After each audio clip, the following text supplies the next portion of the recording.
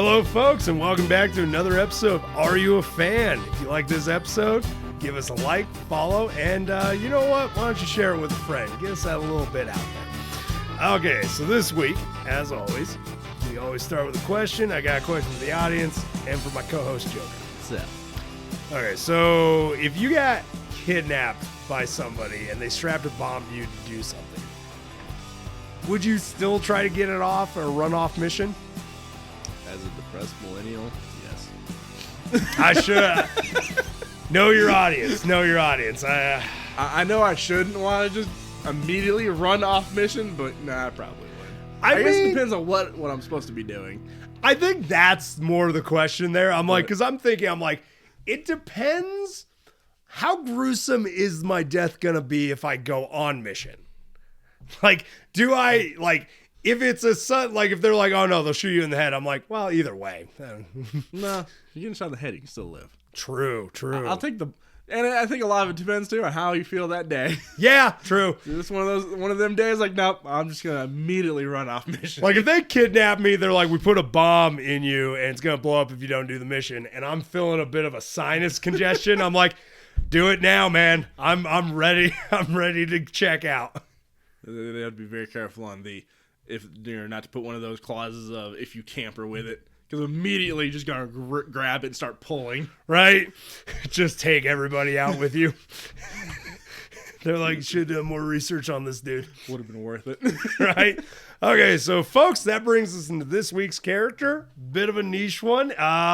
Slipknot, also known as Christopher Wise. And let's get into the real world. So Slipknot, Christopher Wise, is a supervillain published by DC Comics, created by Gary Conway and Raphael Cannon. Once again, as always, we apologize for butchering names. You got dyslexic and an ADHD guy here. Okay, so the character made his first appearance in the Fury of Firestorm issue number 28, October 1984.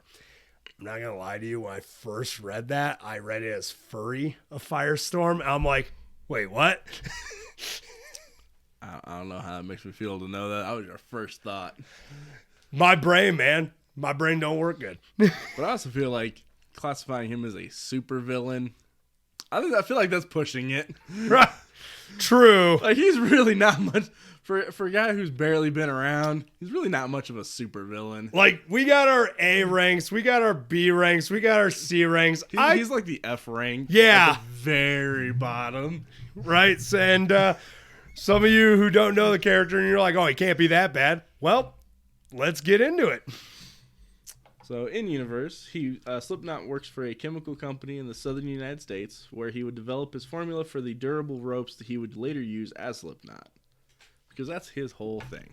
Yeah, that's all the backstory we got on this guy. Well, that's also literally his whole thing as Slipknot is he does ropes. Yep, yeah, that's the other thing. He's really good with ropes. Naughty. More ways than one. Slipknot's first appearance is when he is hired by the villain Multiplex to attack Lauren Rayleigh / Firehawk in the Fury of Firestorm issue number 28 in October 1984. Ends with Slipknot in police custody. He returns from time to time as an antagonist of Firestorm. And something that I didn't find in my research, but I know from the comics, because I had to read the comics when I first ever heard about this character, because there was only like 2 or 3. The reason he's a big issue for Firestorm is because his ropes are made of natural material, and Firestorm apparently can't alter natural material or biological material. Makes sense. So Slipknot comes under the attention of the Suicide Squad. They're a varied team, all serving the government for their own reasons. Many members are criminals who are promised a reduced sentence if they survive their missions, with Slipknot first joining them in the Fury of Firestorm issue number 64 in October of 87. Appearance number 2. So it only took him, 3 years to get a second appearance? Right? Or a second major appearance? I'm looking at this character and I'm like, okay, I get not a great one, but I'm like, I feel like he had potential. I mean, they all really do. True. It's just Even some of the other ones that we've done, like Polka Dot Man. I mean, clearly they brought Polka Dot Man back with a renaissance. And apparently they tried that for this guy. And they were just like, nah. If they didn't kill him right away, they might have. Right? Okay, so let's move on. Slipknot is taken along with the threat of manhunters arising on Earth during the Millennium Crisis. A stronghold of manhunters, robots, is discovered deep in American swamplands, not too far from Suicide Squad's own base located in Belle Reve Prison. Of course.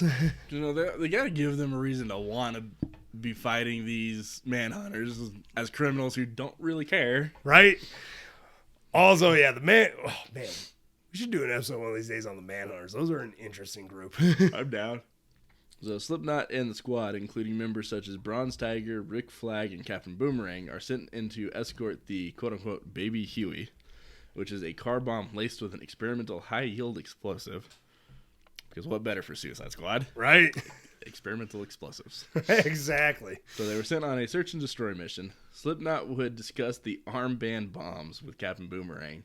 These deterrent devices are placed on the less trustworthy members and are said to explode if the person goes too far out of range.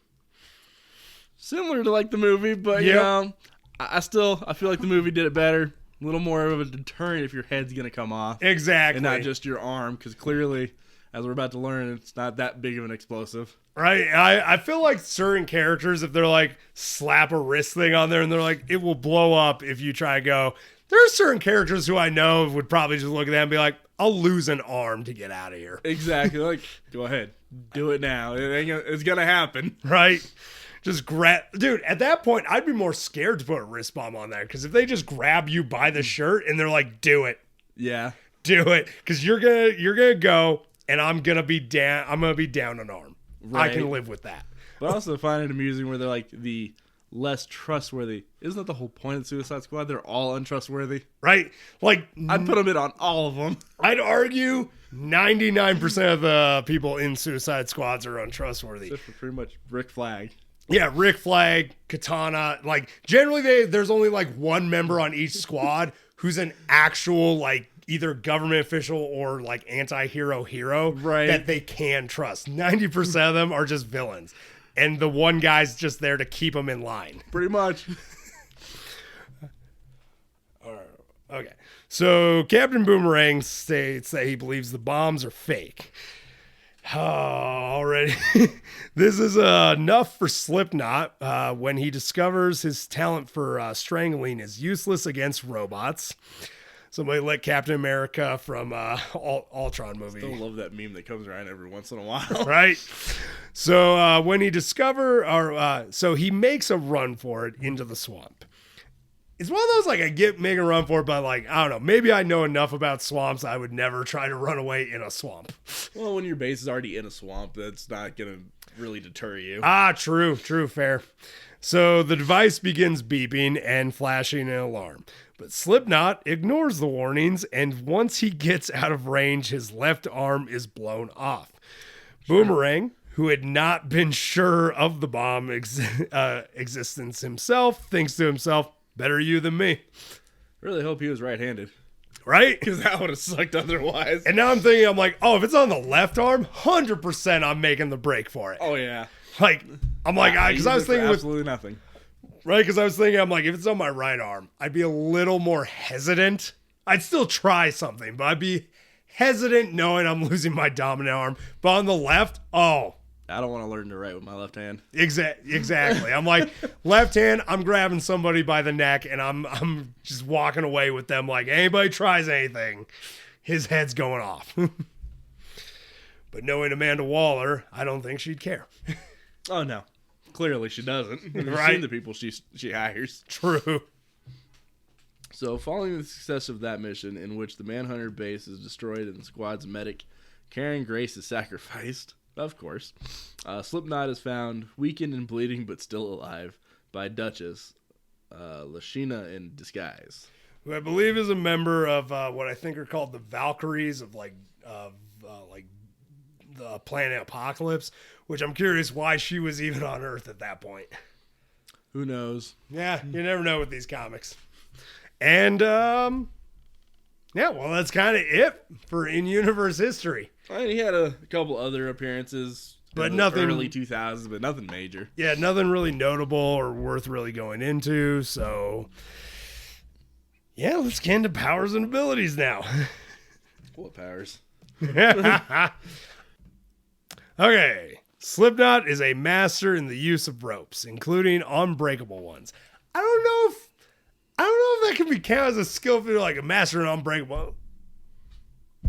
What? He's really good at choking. Yeah.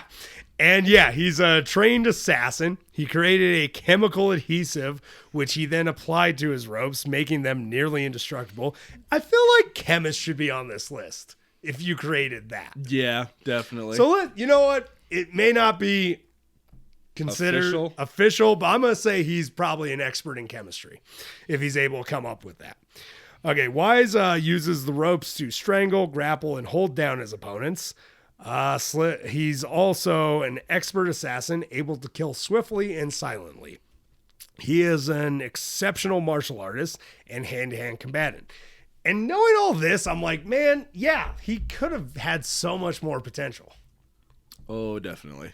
But, you know, not every character gets that. Like some character, even badass characters kind of sometimes have to be, you got to focus on the ones the fans want. Yep. And that's it for that. And for his other media, he only appears in the 2016 Suicide Squad, portrayed by Adam Beach, where here he is portrayed as a Native American. And where here, similar to the comics, he tried to flee the mission. Unlike the comics, it blew off his head in the process. I do enjoy, though, how accurate it is that Boomerang's the one that convinces him. Right. I'm just like, yeah. As bad as that first Suicide Squad really was, it's kind of like when we did one of the Batman characters and how similar it was to the really bad 90s movie. Where it's like, okay, apparently you're a little more correct on your comic than we thought you were. Exactly. I will say in the movie, I remember seeing it, and my only disappointment is as soon as I saw the actor playing him, like the actor pop up on screen, I'm like, oh, I love that actor. He's an indigenous actor. And they're like, Slipknot. I'm like, he's going to die. He's going to be the one they kill. Which is really sad. I remember my friends like, why do you think that? I'm like, because every Suicide Squad, they have to kill off a character at the beginning to show that Amanda Waller ain't messing around. And then you get the new one who kills like half the first, like almost the entire first squad. Which I think was a good mislead because some of those characters were like canon big time characters. Oh, yeah. And they're like, we're going to make you worried about everybody. I'm like, solid move. But that first Suicide Squad movie, I'm like, they're going to kill him off because he's an unknown character and that's the best ones to kill off. Second one, though, they really kind of made my jaw drop. They're like, no, we're going to kill off Captain Boomerang. And I'm like, what? Right. They made you think about it in the second one. They definitely made you a little nervous the rest of the movie. And, so that's what we got for Slipknot. Honestly, I guess I'll ask the question. You a fan?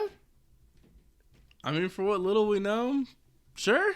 Yeah. It's one of those, like, there's definitely not enough on there. And not enough of his history to really say yes, but I'm not a fan. I'll say I don't hate the character. We got a lot of those lately. It was like, I'm not a fan, but sure. Yeah, like, we don't hate him. We maybe if they do more with the character and show us more of who they are, we'll change our opinions. But for now, even me, I'm gonna agree with Joker. He all right. For anyone that's still listening, if you got something out of this, enjoyed the episode, or even liked the character before from a movie, comic, cartoon, hell, even that t-shirt that you saw one time, you're a fan too. If you want to jump on this train, why not subscribe and share with a friend? d-rael out. Y'all keep riding them rails.